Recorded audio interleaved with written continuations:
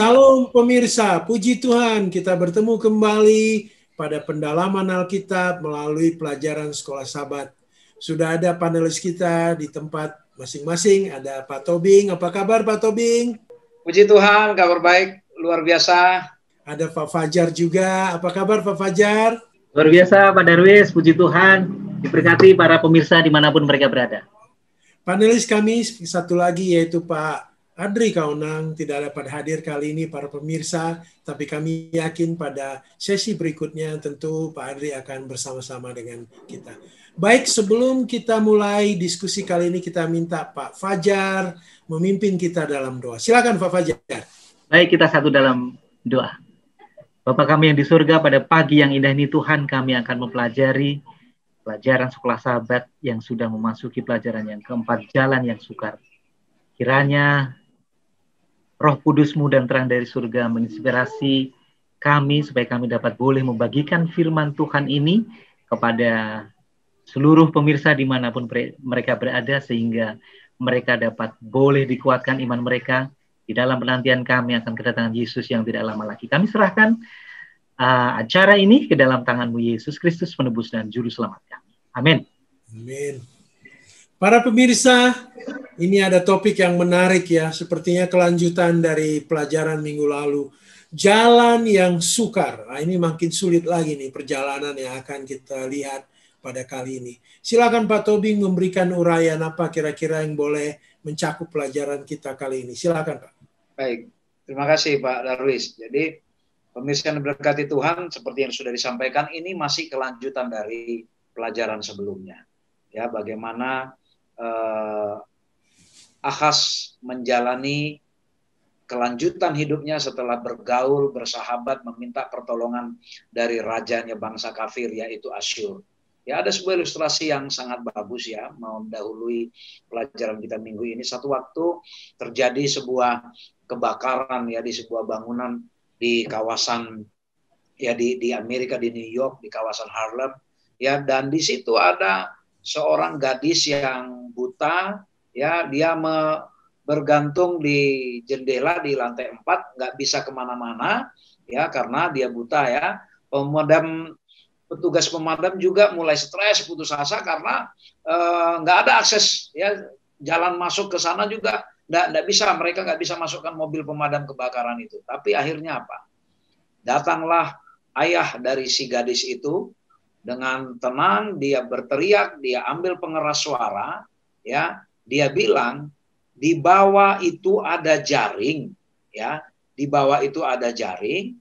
Lalu dia bilang lompat saja, ya, lompatlah, nanti kamu akan selamat. Itulah kira-kira mungkin instruksi dari ayahnya ini. Lalu gadis buta ini dengan sangat tenang dia mempercayai apa instruksi ayahnya walaupun dia tidak melihat. Ya, dia hanya mengikuti dan dia lakukan apa yang diperintahkan oleh ayahnya. Dia melompat dan benarlah ya, dia jatuh dengan tenang di jaring itu dan akhirnya dia selamat. Pemirsa yang berkati Tuhan dimanapun berada, sama seperti pelajaran sebelumnya, Allah menawarkan jalan keluar. Ya, Allah menawarkan jalan keluar. Hanya butuh percaya. Ketika kita tidak bisa melihat apapun solusi, hanya butuh percaya. Nah, minggu ini kita dihadapkan kepada bagaimana kesulitan-kesulitan hidup yang dihadapi oleh Ahas, yang sebenarnya kesulitan ini disebabkan oleh perilaku dia sebelumnya juga karena dia tidak patuh sama Tuhan. Ya, tapi apakah Tuhan meninggalkan? Nah, Tuhan menyediakan jalan keluar, tapi bagaimana respon Ahas itu kita akan pelajari. Ya, sikap dia menghadapi situasi sulit. Itulah Pak Darwis kira-kira pengantar bagi kita untuk minggu ini. Ya, ini hanya pemikiran Pak Tobing. Apa yang bisa kita lakukan Pak Tobing? Seperti anak buta tadi itu, dia mendengar suara ayahnya dengan baik, akhirnya dia selamat. Apa yang kita lakukan agar dapat selalu mendengar dan menuruti suara Tuhan? Kita boleh mendengar suara Tuhan sehingga kita boleh selamat, Pak. Silakan. Iya. Pak Darwis, di tengah kebakaran itu pastilah banyak orang di situ dan pasti banyak yang bersuara, ya, pasti banyak yang bersuara. Tetapi begitu ada suatu suara dan dia kenal persis itu suara ayahnya, Ya, kenal persis. Kenapa? Karena dia selalu bergaul dengan ayahnya selama ini. Dan dia hanya mempercayai apa yang dikatakan ayahnya. Jadi, bagaimana supaya kita selalu mendengar dan menurut suara Tuhan? Kalau kita bergaul selalu dengan Allah. Ketika banyak suara yang lain menawarkan solusi, telinga kita, mata hati kita, mata iman kita hanya peka terhadap suara yang selama ini terbiasa kita dengar. Itu saya kira Pak Darwis. Terima kasih Pak Tobing. Mungkin dilanjut hari Minggu ya Pak Tobing. Ini mengenai nubuatan digenapi. Yang mana ini digenapi Pak Tobing? Silakan Pak Tobing. Baik, pemirsa yang diberkati Tuhan. Ketika Allah menawarkan jalan keluar kepada Ahaz supaya meminta tanda dan dia akhirnya tidak mau. Lalu di ayat 14 dikatakan, sebab itu Tuhan sendirilah yang akan memberikan apa? Satu tanda. Sebelumnya sudah dijelaskan oleh Bapak Fajar sebelumnya, bahwa akan ada seorang perempuan muda mengandung dan melahirkan seorang anak laki-laki, dan ia akan menamakan dia Immanuel. Nah, ayat 15 dan 16, ia akan makan dadih dan madu sampai ia tahu menolak yang jahat dan memilih yang baik. Sebab sebelum anak itu tahu menolak yang jahat. Jadi Pak Darwis, nubuatan yang manakah yang digenapi di ayat 16 ini? Sebab sebelum anak itu tahu menolak yang jahat dan memilih yang baik, maka negeri yang kedua rajanya engkau takuti akan ditinggalkan kosong. Ini adalah sebuah ayat nubuatan. Sebuah ayat yang mengingatkan. Ya, kalau ketika dikatakan sebelum anak itu tahu menolak yang jahat dan memilih yang baik, artinya apa? Orang tahu memilih yang jahat dan tahu menolak yang jahat dan memilih yang baik itu kan setelah cukup umur. Artinya belum cukup umur, ya, masih belum cukup umur. Kalau disebut masih belum cukup umur, masih sangat muda. Kalau masih sangat muda kan hanya hitungan 1, 2, 3 tahun Pak Darwis ya. 1, 2 batita lah ya, batita. 1, 2, 3 tahun. Jadi kalau kita terjemahkan dalam bahasa manusia, dalam 1, 2, 3 tahun ke depan, ya, negeri yang rajanya engkau takuti tadi, siapa? Yang kedua raja yang ditakuti, Israel utara, ya, dan Aram. Ya, akan ditinggalkan kosong. Apakah nubuatan ini digenapi? Digenapi. Pada saat sejarah mencatat, Yesaya memberikan nubuatan itu di tahun 734 sebelum Masehi. Ya, tahun 734 sebelum Masehi. Lalu apa yang terjadi saat itu? Tiglat-Pileser III, Raja Asyur, ya, menghancurkan koalisi dua kerajaan tadi, Israel Utara itu, ya, wilayahnya Israel Utara yaitu ada Galilea, Transyordan di utara Israel. Kalau di dua raja-raja 15 itu dijelaskan ya dengan sangat detail sekali, ada Ion, Abel-Bet, Maka, Yanoa, Kadesh, Hasor, Gilead dan Galilea dan seluruh tanah Naftali. Dan bahkan apa? Diangkutnya semua penduduknya itu ke Asyur, ya, diangkut semua penduduknya ke Asyur, dibawa pindah semua. Supaya apa? Supaya mereka lupa identitasnya, ya, supaya mereka lupa identitasnya bahwa mereka itu adalah apa? Orang Israel. Apakah cukup sampai di situ? Enggak, ya. Lalu di tahun 733 dan 732, Tiglat-Pileser itu, ya, Raja Asyur tadi menaklukkan apa? Damaskus, ibu kota Aram.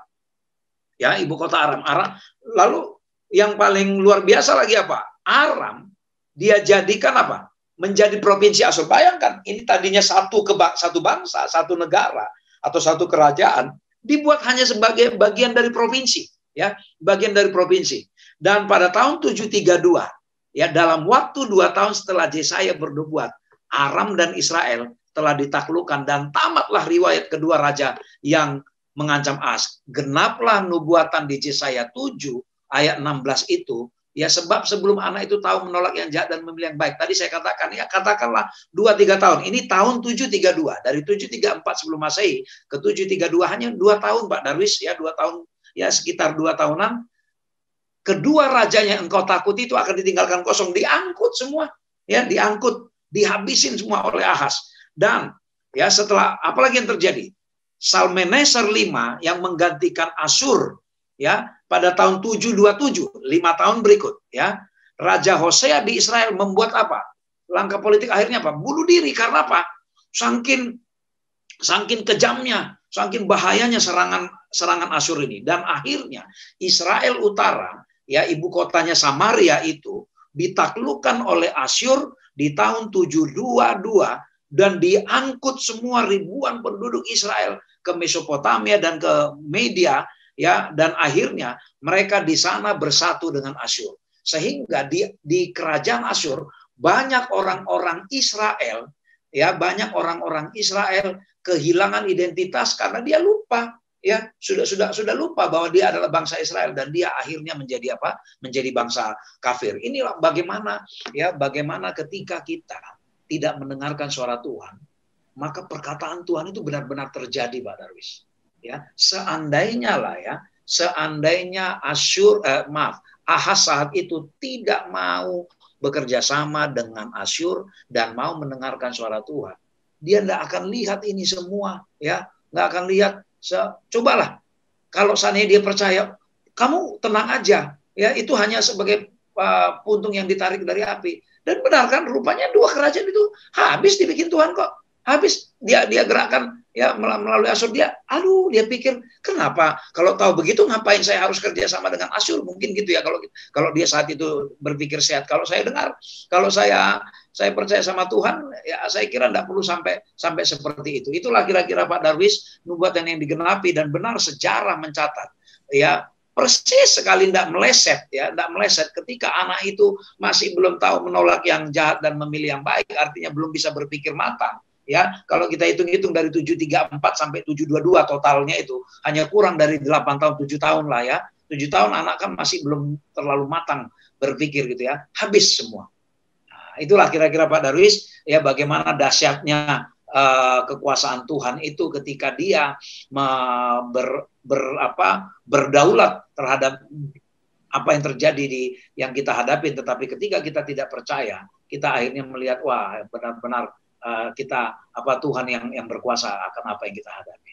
Iya Pak Tobing, itu memang keadaan sukar yang dialami mereka, ya, harus kehilangan harta, harus bermigrasi, semua hampir kehilangan identitas, ya. Mungkin juga kita bisa alami, ya. Tapi gimana, ya, kalaupun kita alami itu, jangan sampai kita hilang iman. Apa yang harus kita lakukan, Pak, supaya percaya kita? Apalagi zaman sekarang dengan COVID ini, jangan iman kita sampai hilang. Apa yang harus kita lakukan, Pak Tobing? Pastilah banyak tawaran-tawaran yang datang ke kita, apakah itu tawaran yang bersifat halus maupun terang-terangan yang sebenarnya itu datang dari setan. Tetapi ya, ketika kita tergoda untuk langsung mendapatkan hasil instan seperti yang kita pikirkan, ya, kita tidak bergaul dengan Tuhan, ya, kita tidak bergaul dengan Tuhan, maka pada saat itu kita ada kecenderungannya bersekutu dengan kuasa-kuasa kejahatan. Jadi tidak ada cara lain Pak Darwis kalau kita hanya bergaul dengan Tuhan dan sepenuhnya, ya, berimankan ke Tuhan lah, ya, jangan mengandalkan apa yang kita lihat, tapi biarlah mengandalkan apa yang mata rohani kita lihat. Itu saya kira supaya kita tidak kehilangan iman, Pak Darwis. Terima kasih Pak Tobing. Saya mau ke Pak Fajar ini, Pak Fajar. Iya Pak Darwis. Ya, judul sekarang adalah konsekuensi yang telah dilihat. Ya, ini apa yang telah terjadi, apa akibat dari apa yang Raja Yehuda yang menolak tawaran dari Tuhan. Apa yang terjadi, konsekuensinya? Mungkin Pak Fajar bisa terangkan kepada kita. Silakan Pak Fajar. Iya Pak Darwis, terima kasih. Saudara Elvin sudah menjelaskan panjang lebar tentang sejarah dari bangsa Yehuda dan apa akibatnya bangsa Israel dan bangsa Aram dia berlaku jahat di hadapan Tuhan, ya.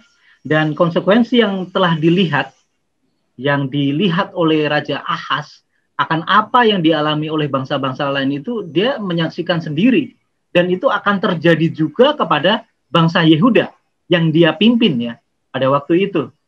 Nah, sebetulnya undangan-undangan yang disampaikan oleh para nabi, kemudian undangan tawaran-tawaran daripada Tuhan itu sudah disampaikan melalui Nabi Yesaya, ada Nabi Odet juga kepada bangsa Yehuda, bahkan kepada bangsa Israel itu sendiri. Namun akhirnya mereka masih tetap memilih jalan menurut jalan mereka sendiri, bangsa Israel.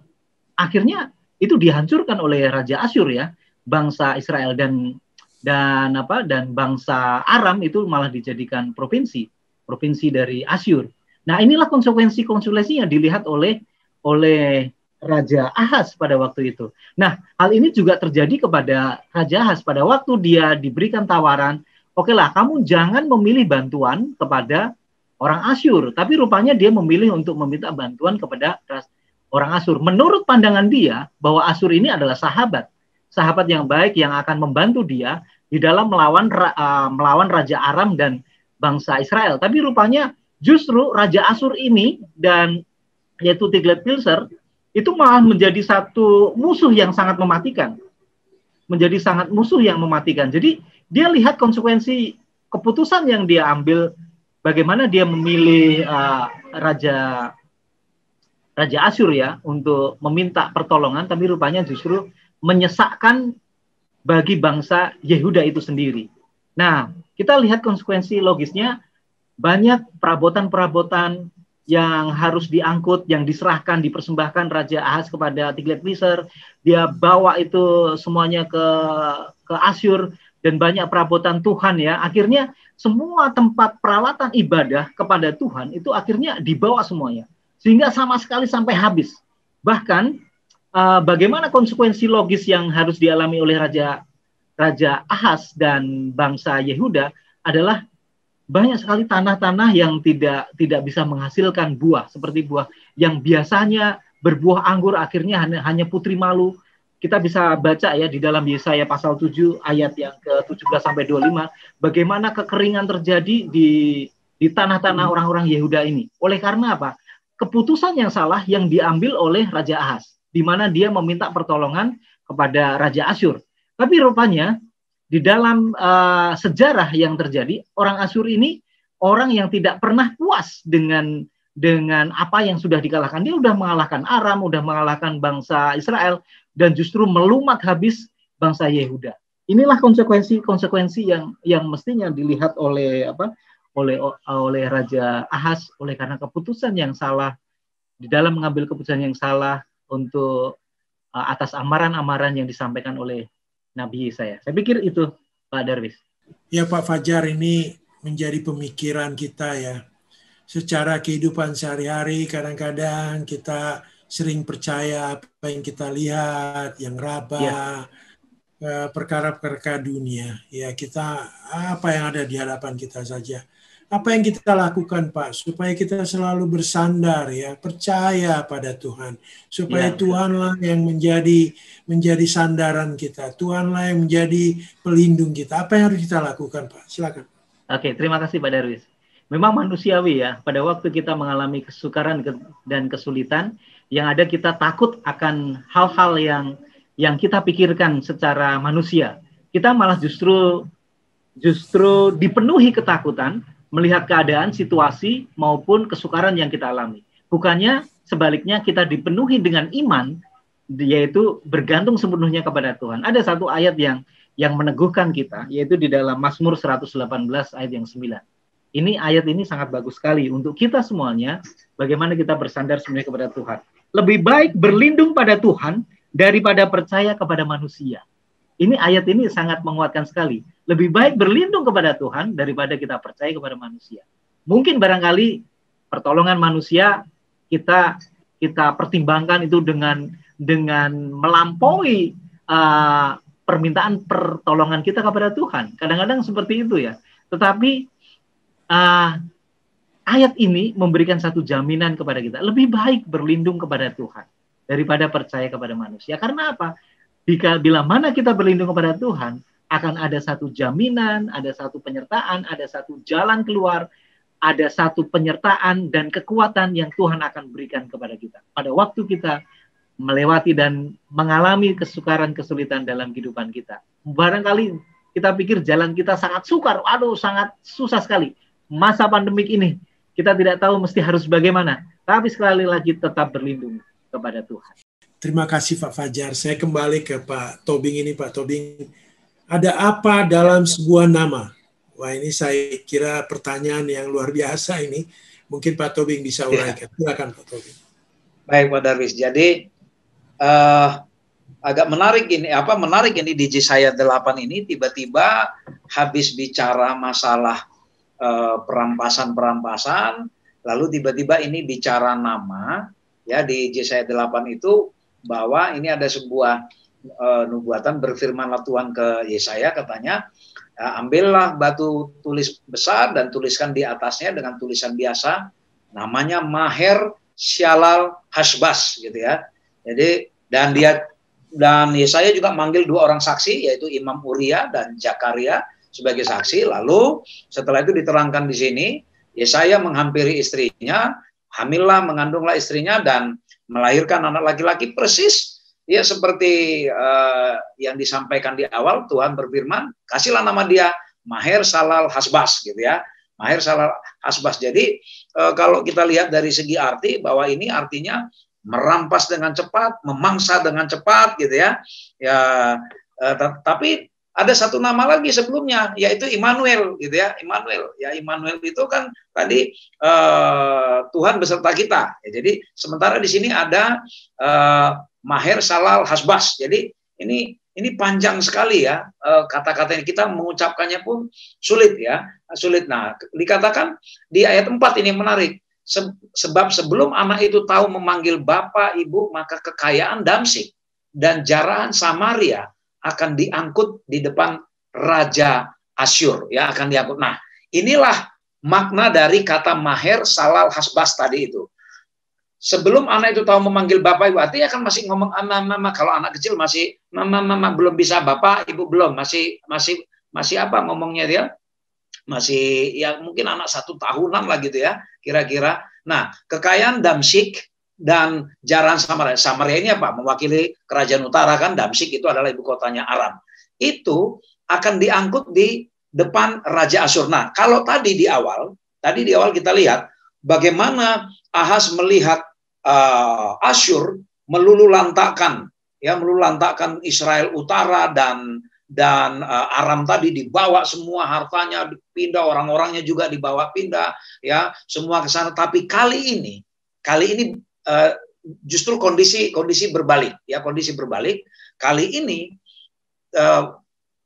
marwahnya kata Maher Shalal Hasbaz ini terjadi, yaitu merampas dengan cepat. Apa? Akhirnya apa yang kekuatan Asyur tadi itu dihabisin sekarang, ya, dihabisin. Kekayaan Damsyik dan jarahan Samaria tadi itu yang sudah diambil Asyur tadi, diangkut di depannya Raja Asyur. Artinya apa? Ya, artinya apa? Immanuel masih berkuasa, ya, Immanuel masih berkuasa. Jadi dikatakan meskipun Asyur masih menguasai tanah Immanuel, tapi mereka masih memiliki janji bahwa apa? Allah beserta kita. Jadi Tuhan tidak tinggal diam, ya, Tuhan tidak tinggal diam. Tuhan pun bertindak terhadap Asyur. Disitulah kesulitan, kesukaran yang dihadapin oleh si Raja Ahaz ini. Loh, aku sudah minta tolong terhadap bangsa yang kuat ini. Asyur awal mula dia senang, ya, dia mula-mula senang, ya, karena ada harapan bagi dia. Dia lihat, oh ya, ini lihat ini Israel utara dihabisin, Arab dihabisin. Tapi ternyata sekarang dengan marwah Maher Shalal Hasbaz itu dalam hitungan yang sangat cepat dirampas dengan cepat. Artinya diambil kembali itu semua yang dari Asyur. Disinilah kesulitan mulai dihadapi. Bingung. Ya, si Ahaz ini bingung. Loh, kemana lagi saya mencari pertolongan? Ternyata Ahaz pun yang saya andalkan itu habis juga. Ya, kalau kita baca terus di ayat sampai ayat 10 itu seolah-olah meluap, ya, seperti air sungai Efrat, ya, yang kuat besar meluap atas mereka, dikatakan yaitu Raja Asyur. Air ini akan meluap melampaui segenap salurannya. Jadi artinya akan menghabisin Raja Asyur dan serta menerobos masuk ke Yehuda. Jadi artinya apa? Yehuda kembali lagi dilindungi oleh Tuhan dengan kata Immanuel tadi itu. Allah masih beserta dengan Yehuda. Walaupun itu kecil. Yang tadinya Asyur sudah tampak sepertinya menang, menguasai semua, ternyata sekarang Allah bertindak. Jadi ada apa dalam sebuah nama? Ketika Tuhan Ya, ketika Tuhan menghendaki sesuatu, Dia menetapkan dalam sebuah nama. Maka dalam nama itu, ya, apapun yang Tuhan pesankan, ya, itulah yang akan terjadi. Ketika Dia katakan Immanuel, Allah beserta kita, beserta kita. Bagaimana cara besertanya? Maher salal hasbas, dirampas dengan cepat semua kekayaan kekuasaannya si Raja Asyur itu. Saya kira itu Pak Darwis yang kita boleh pelajari dulu sampai pelajaran hari Selasa ini. Iya, Pak Tobing, ini pemikiran aja ya. Berkali-kali kita lihat bangsa Israel ya memberontak, termasuk juga bangsa Yehuda. Tuhan selalu berusaha ya untuk kembalilah, bertobatlah gitu. Bisa juga kita mengalami hal yang sama ya, ada kegagalan ya. Bagaimana kita juga mungkin memberontak ya, seperti bangsa Yehuda dan bangsa Israel. Bagaimana memastikan Pak Tobing bahwa Tuhan masih terbuka juga untuk kita kembali kepadanya, seperti bangsa Israel, bangsa Yehuda selalu terbuka ya memberikan amaran selalu. Bagaimana ini agar kita juga tetap terbuka untuk kita kembali kepada Tuhan? Silakan Pak Tobing. Iya Pak Darwis, jadi memang Tuhan kita itu Tuhan yang maha pengampun, yang bolak-balik hatinya selalu balik kepada umatnya walaupun jahat. Ya, ketika kita sudah melakukan kejahatan yang luar biasa, Tuhan menawarkan bantuan, bahkan kita tinggalkan gitu ya. Tuhan sebenarnya masih turut campur tangan ya selalu. Ya, bagaimana kita memastikannya ya bahwa Tuhan itu masih terbuka selama kita menyadari, selama kita mengakui bahwa kita salah. Pada saat itulah sebenarnya Allah sedang memanggil kita. Ya, hanya kadang-kala kita pikir ketika kita sudah merasa jauh dari Tuhan, aduh Tuhan, saya nggak layak lagi, lalu kita malah semakin menjauh lagi. Jadi ketika kita mengetahui ada panggilan dari hati kita bahwa kita sudah salah, segeralah datang kepada Tuhan, jangan lagi tunda, karena Tuhan maha baik. Tidak ada pernah doa orang yang bertobat itu yang Tuhan katakan tunggu dulu. Orang yang setiap doa pertobatan itu Tuhan langsung terima. Ya, tapi kalau doa-doa katakan yang untuk memperkaya diri atau untuk kesuksesan, belum tentu Tuhan langsung jawab saat itu. Tetapi tidak pernah Tuhan menolak, menunda orang yang bertobat, orang yang menyesali perbuatan. Saya kira itu sebuah janji pasti yang perlu kita pegang Pak Darwis. Bahwa Tuhan selalu terbuka hatinya walaupun kita sudah jahat. Itu Pak Darwis. Terima kasih Pak Tobing. Saya ingin ke Pak Fajar ini. Pak Fajar, ini satu statement yang luar biasa ya, judulnya tak ada yang perlu ditakuti saat kita takut kepada Allah. Silakan Pak Fajar. Ya, makasih Pak Darwis. Saya lihat di sini pelajaran ini sangat bagus sekali ya, bagaimana kasih Tuhan yang luar biasa kepada bangsa Yehuda ini. Saya merasakan sudah berkali-kali jatuh, tapi Tuhan masih tetap pelihara dia, Immanuel, dan Tuhan masih menyertai mereka semuanya ini. Ini seharusnya bangsa Yehuda bersyukur oleh karena penyertaan Tuhan yang luar biasa. Saya lihat garis ada satu benang merah di sini. Kasih Tuhan yang luar biasa yang tidak pernah terputus-putus kepada umatnya yang suka memberontak ini. Dan pada pelajarannya hari Rabu ini, dia justru meneguhkan. Kadang-kadang kita merasa takut kepada hal-hal yang mungkin kepada hal-hal duniawi ya. Tapi di sini sekali lagi Tuhan malah justru meneguhkan bagi kita semuanya, dan khususnya pada waktu itu adalah kepada Raja Ahaz ya. Ada satu ilustrasi yang sangat bagus. Dalam pidato pertama, Presiden Amerika Franklin Roosevelt, dia bilang satu-satunya yang kita takutkan adalah ketakutan kita sendiri. Satu-satunya ketakutan adalah ketakutan kita sendiri. Ini yang disampaikan oleh Presiden Amerika pada waktu itu ya.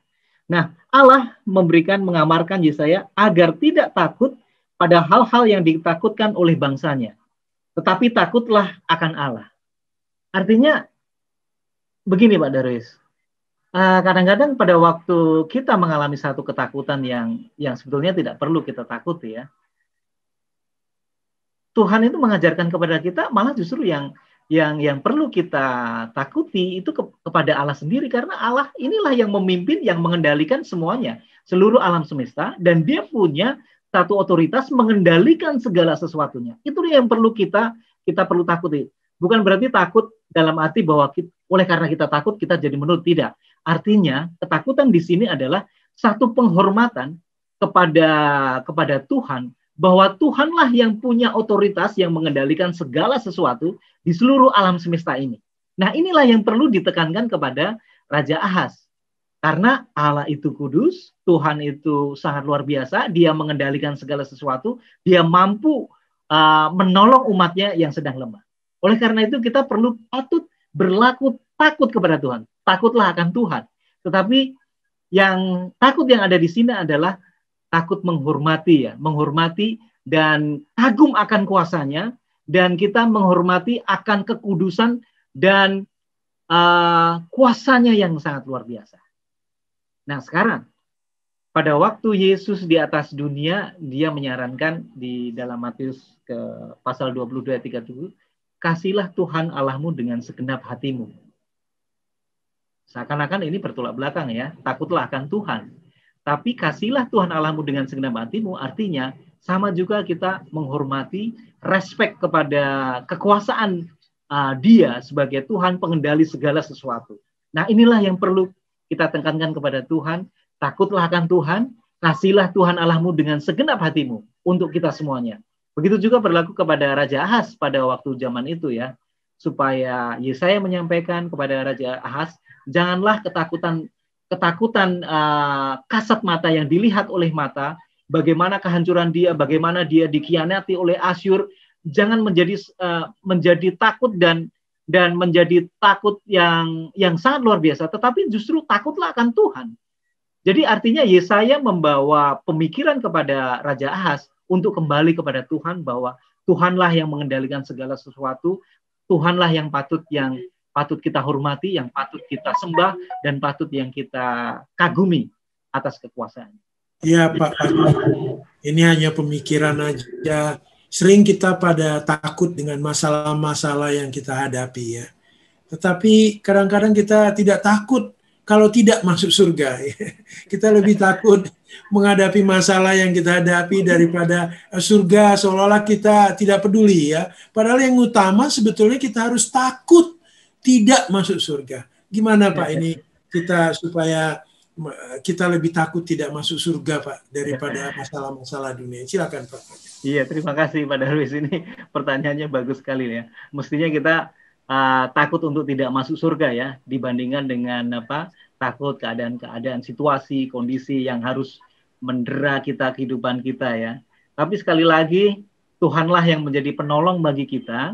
Tuhan sudah mengajarkan kepada kita, takutlah akan Tuhan, muliakan Dia, sembahlah Dia. Inilah, takutlah akan Dia, muliakan Dia, sembahlah Dia. Jadi memang satu-satunya yang patut kita sembah adalah Tuhan sendiri. Kalau kita sudah menyembah kepada Tuhan, memuliakan Dia, ya, kita respect akan kehadiran Tuhan dalam kehidupan kita, tentunya kita tidak perlu takut untuk tidak masuk surga. Malah justru memiliki satu keyakinan yang kuat. Oke lah, kita percaya kepada Tuhan bahwa Tuhan sediakan tempat bagi kita. Kita tidak perlu takut untuk tidak masuk surga, tapi justru kita bersukacita untuk menerima surga yang disediakan oleh Tuhan. Saya pikir itu, Pak. Terima kasih Pak Fajar. Kita beralih ke hari Kamis ini, ke Pak Fajar juga nih. Kemuraman orang yang tidak bersyukur, Pak. Sudah muram dan tidak bersyukur. Silakan, Pak. Nah, ini juga. Ini kelanjutan dari apa yang tadi saya sampaikan, ya.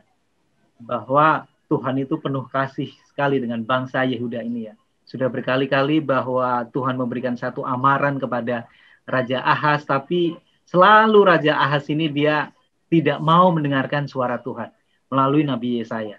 Nah, apa buktinya? Buktinya pada waktu dia diangkat menjadi raja pada usia yang sangat muda, dia justru mengorbankan anaknya, Pak Darwis. Mengorbankan anaknya, seperti halnya dilakukan oleh bangsa-bangsa lain. Mereka menyembah ilah-ilah yang di gunung-gunung. Bahkan anaknya dia sendiri, Ahaz, dipersembahkan di hadapan Tuhan. Apa tujuannya? Dia pikir bahwa dengan dia mengorbankan anaknya, kemudian dia menyembah kepada ilah-ilah seperti halnya bangsa lain, pertolongan itu akan ada. Pertolongan itu akan ada. Tapi rupanya justru hal ini memperburuk keadaan, bukannya pertolongan, tapi justru kehancuran yang harus dialami oleh Raja Ahaz. Inilah tabiat yang sangat tidak terpuji ya, di mana Raja Ahaz ini membawa satu penyembahan kepada okultisme, yaitu dukun, kemudian tenun, santet. Dia percaya kepada hal-hal yang sangat jahat, dan itu yang tidak disenangi oleh Tuhan Allah sendiri. Nah, peristiwa ini itu juga dialami oleh Raja Saul. Pada waktu Raja Saul menghadapi satu kesulitan, dia harus, apakah dia maju atau tidak, dia mencoba untuk memanggil roh daripada Nabi Samuel. Dan memang benar dia melihat satu penglihatan bahwa ada satu roh yang keluar dari bumi, dan dia lihat seakan-akan bahwa itu adalah rohnya dari Nabi Samuel. Artinya begini, bahwa raja-raja bangsa Israel seperti Saul ini justru bukan meminta pertolongan kepada Tuhan, tapi justru meminta kepada roh-roh yang jahat, kepada ilah-ilah yang lain. Dan akibatnya adalah konsekuensinya dia harus mengalami kematian dan dia berpisah, dan anaknya Jonathan juga meninggal. Nah, begitu juga dengan Ahaz. Ahaz dia memilih kepada ilah-ilah lain, dan akibatnya dia harus mengalami satu kematian. Bahkan dia tidak dikuburkan di tempat nenek moyang bangsa Israel. Dan ini sangat tragis sekali. Akhir hidup dari Ahaz, di mana dia salah mengambil keputusan. Harusnya dia mengandalkan Tuhan. Tuhan sudah memberikan penawaran, tapi rupanya dia mengambil satu keputusan yang lain. Dia memilih sesuai dengan pertimbangan dia sendiri, memilih meminta bantuan kepada Asyur, kemudian dia mempersembahkan banyak apa yang dilakukan oleh dia sangat jahat di mata Tuhan, mempersembahkan anaknya, bahkan dia membangun mesbah-mesbah, bahkan di bawah pohon yang rindang itu dia lihat ada satu ilah-ilah yang lain, dia persembahkan, membuat mesbah bakaran pada waktu itu. Dan ini menjadi satu contoh yang sangat buruk sekali, sehingga bangsa Yehuda mengalami satu kesesakan, mengalami satu jalan yang sangat sulit, dan ya mengalami satu kehancuran tentunya, Pak Darwis. Ya, terima kasih Pak Fajar. Ada pertanyaan aja ini. Di sekeliling kita juga banyak orang yang percaya kepada hal-hal yang bertentangan dan iman kita ya. Percaya kepada santet, dukun-dukun, dan sebagai spiritisme. Bagaimana ya supaya kita jangan terpengaruh dengan lingkungan yang demikian itu? Mungkin Pak Fajar bisa bantu. Silakan. Ya, terima kasih. Pertanyaan bagus ini. Kalau di dalam zaman sekarang ini, apakah santet, kemudian ramalan-ramalan, dukun gitu kan, apakah hilang? Saya pikir enggak juga. Itu sebetulnya manifestasi dari okultisme pada zaman dulu yang beralih pada zaman modern sekarang ini. Justru orang malah semakin penasaran, kepo gitu ya. Apa yang kayaknya itu kalau orang kita pergi ke dukun, meminta pertolongan kepada orang-orang yang dirasa memiliki satu ilmu yang luar biasa, itu akan ada satu pertolongan. Tapi jangan salah, sejarah membuktikan bahwa keputusan yang diambil oleh Ahaz itu sangat salah, dan itu mengakibatkan ada satu penderitaan dan kematian yang harus dialami oleh Raja Ahaz. Kalau kita mempelajari akan sejarah yang berlaku pada waktu itu dan pada zaman sekarang, pada waktu kita mengalami kesulitan, kemudian kita lari kepada hal-hal yang kita rasa bahwa itu ada satu pertolongan, itu akan mengakibatkan kehidupan kita semakin tidak terberkati. Kita akan semakin terpuruk dan kita akan jauh di hadapan Tuhan. Tuhan sudah memberikan satu jaminan ya, melalui anak yang Immanuel, Tuhan yang beserta dengan kita, bahwa dia berdiri di hadapan kita, di dalam kita menjalankan kehidupan yang penuh dengan kesulitan. Ini merupakan satu jaminan. Selagi kita memiliki keteguhan, percaya, iman yang teguh kepada Tuhan, Tuhan itu pasti akan menolong. Jadi satu-satunya pertolongan hanya kepada Yesus. Terima kasih Pak Fajar, Pak Tobing. Kayak terasa kita sudah pada akhir dari diskusi kita kali ini. Mungkin Pak Tobing bisa memberikan kesimpulan sehingga ini boleh memberikan inspirasi kepada pendengar kita. Silakan Pak Tobing. Baik, terima kasih Pak Darwis. Pemirsa yang diberkati Tuhan, tibalah kita kepada kesimpulan yang terakhir dari pelajaran kita.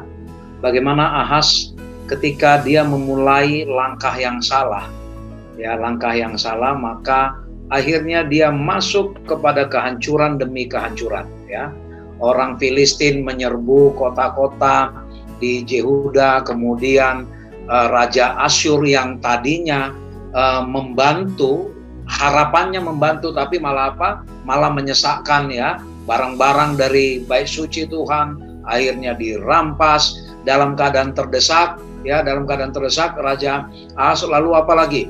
Dia pergi ke Allahnya orang Damsyik karena dia pikir mungkin yang membantu Raja Aram adalah Allahnya orang Damsyik. Lalu Ahas kumpulkan perkakas di bait suci, dia hancurkan sudah saking frustrasinya. Dan bukan hanya itu lagi, ya, dia ketika dia minta pertolongan kepada raja-raja ini ternyata tidak membawa jalan yang lebih baik. Mulai terpikir, bagaimana kalau saya datang kepada ahli-ahli apa yang disebut pelajaran tadi, okultisme, yang tukang sihir, tukang pelet dan segala macam itu. Dia datang juga ke situ, ya, dia ternyata juga tidak lebih baik. Pemirsa yang diberkati Tuhan, ketika persoalan hidup datang, lalu kita mulai menyerahkan persoalan kita kepada setan. Di awal kelihatannya setan memberi jalan keluar, tetapi apa kelanjutannya? Perangkap demi perangkap, terus kita masuk terus, terperangkap terus ke jalan-jalan setan. Dan bukan solusi yang kita dapatkan, tetapi sama seperti Ahas, hancur dunianya. Kesukaran yang dia hadapi tidak mendapatkan solusi. Padahal solusinya sederhana sekali. Cukup percaya kepada Tuhan, minta tanda, sama seperti instruksi. Tetapi Ahas tidak melakukan itu. Dia lebih percaya kepada kekuatan manusia yang dia lihat, dan bahkan dia bersekutu dengan setan melalui sihir-sihir, melalui membaca komat kamit, ya jimat-jimat dan segala macam. Saya kira pelajaran Ahas memberi pelajaran penting sekali bagi kita. Sekali kita bergaul dengan setan, dia akan terus perangkap, menarik kita jauh kepada Tuhan. Tetapi ketika kita membiasakan mendengarkan, bergaul dengan Tuhan, telinga kita, mata iman kita sensitif terhadap suara panggilan dari Tuhan. Saya kira itu Pak Darwis yang menjadi kesimpulan bagi kita. Biarlah kita selalu mendengarkan ajakan dan suara Tuhan dan hanya percaya kepadanya. Jangan mengandalkan pikiran kita, maka Tuhan yang akan bertindak bagi kita. Terima kasih Pak Tobing. Terima kasih kepada pemirsa. Begitulah diskusi kita kali ini. Kami berharap apa yang kami boleh sampaikan memberikan inspirasi baru kepada kita semua, sehingga kita boleh bersandar selalu kepada Tuhan dan kita mengandalkan Tuhan dalam kehidupan apapun yang kita hadapi. Terima kasih atas komentar, dukungan dari para pemirsa semua. Kami akan bertambah semangat lagi jika rekaman ini boleh disebarkan kemanapun saja, sehingga pemirsa yang lain boleh mendapatkan inspirasi yang sama. Terima kasih atas dukungannya, dan kami akan tutup dengan doa yang dibawakan oleh Bapak Tobing. Silakan Pak Tobing. Kita berdoa. Ya Allah Bapa di surga, pelajaran dari Ahas memberi pengertian yang luar biasa bagi kami, pelajaran sangat penting di dalam hidup kami. Ketika kami menghadapi persoalan yang sangat pelik, yang sepertinya tidak terlihat sedikit pun solusi di depan mata kami, disitulah Engkau sedang menguji kami, apakah kami percaya kepada kuasa-Mu atau tidak, Tuhan. Ahas telah menunjukkan bagaimana pengalaman dia gagal mendengarkan bantuan pertolongan dari Tuhan. Dia bersahabat menawarkan diri kepada kuasa-kuasa kegelapan, dan akhirnya dia semakin jauh terperangkap di dalam kuasa setan. Kami tidak mau Tuhan seperti Ahas ini. Terima kasih Engkau memberikan pelajaran yang baik bagi kami, agar kami tidak terperangkap ke jerat setan. Kuasailah kami dengan Roh Kudus-Mu Tuhan. Ingatkan kami agar selalu berserah dan hanya percaya kepada-Mu Tuhan di setiap kesulitan hidup kami. Terberkatilah pemirsa dimanapun berada. Biarlah kami sama-sama boleh mendapatkan pelajaran yang baik ini, dan Engkau mendekatkan kami kepadamu Tuhan. Dan kami rindu, walaupun saat ini kami belum pernah bertemu dengan pemirsa dimanapun berada, satu waktu Tuhan kumpulkan kami di kerajaan surga. Terima kasih Tuhan, di dalam nama Yesus kami berdoa. Amin. Terima kasih Pak Tobing, terima kasih Pak Fajar, pemirsa semua, terima kasih. Salam. Shalom, shalom. Tuhan berkati.